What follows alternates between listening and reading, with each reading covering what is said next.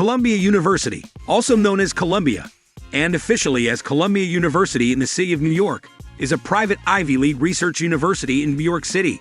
Established in 1754 as King's College on the grounds of Trinity Church in Manhattan. Columbia is the oldest institution of higher education in New York and the fifth oldest institution of higher learning in the United States. So in this video, we are going to discuss Columbia University. The video is going to be amazing. Make sure to stick till the end. Before starting the video, be sure to smash the like button and subscribe to never miss out on any of our videos.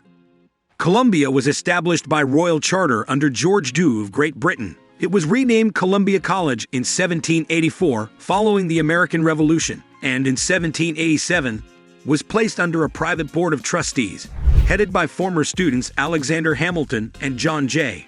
In 1896, the campus was moved to its current location in Morningside Heights and renamed Columbia University. It is one of 9 colonial colleges, founded prior to the Declaration of Independence, 7 of which belong to the Ivy League. Columbia is one of the most prestigious universities in the world. Columbia is organized into 20 schools, including 4 undergraduate schools and 16 graduate schools.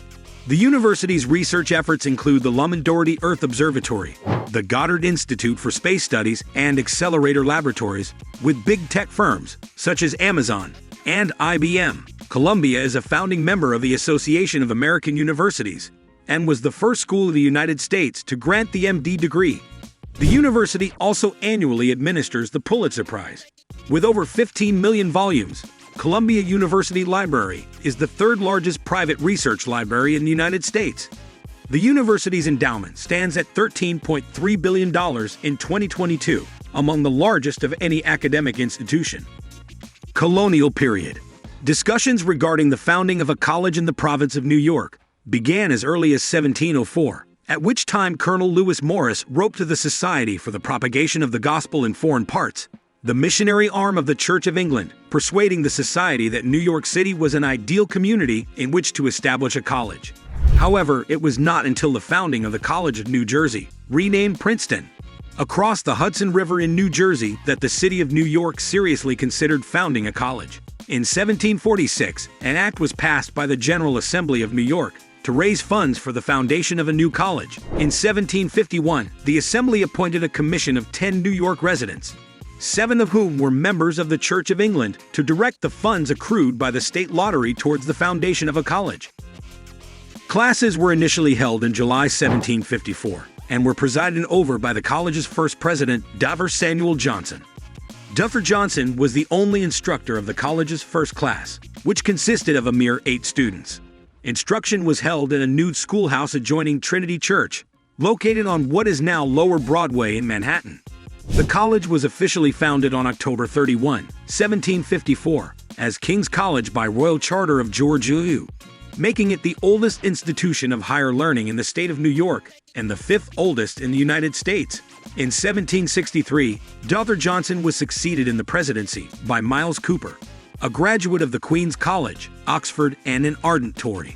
The American Revolutionary War broke out in 1776 and was catastrophic for the operation of King's College, which suspended instruction for 8 years, beginning in 1776 with the arrival of the Continental Army. The suspension continued through the military occupation of New York City by British troops until their departure in 1783.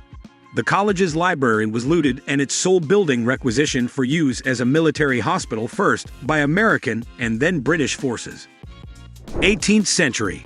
After the Revolution, the college turned to the state of New York in order to restore its vitality, promising to make whatever changes to the school's charter the state might demand. The legislature agreed to assist the college, and on May 1, 1784, it passed an act for granting certain privileges to the college, heretofore called King's College. The act created a board of regents to oversee the resuscitation of King's College, and, in an effort to demonstrate its support for the new republic, the legislature stipulated that the college within the city of New York, heretofore called King's College, be forever hereafter called and known by the name of Columbia College, a reference to Columbia, an alternative name for America, which in turn comes from the name of Christopher Columbus. The regents finally became aware of the college's defective constitution in February 1787 and appointed a revision committee, which was headed by John Jay and Alexander Hamilton. In April of that same year, a new charter was adopted for the college, granting the power to a separate board of 24 trustees. On May 21, 1787, William Samuel Johnson, the son of Dr. Samuel Johnson, was unanimously elected president of Columbia College. Prior to serving at the university, Johnson had participated in the First Continental Congress and been chosen as a delegate to the Constitutional Convention for a period in the 1790s, with New York City as the federal and state capital, and the country under successive Federalist governments. A revived Columbia thrived under the auspices of Federalists such as Hamilton and Jay.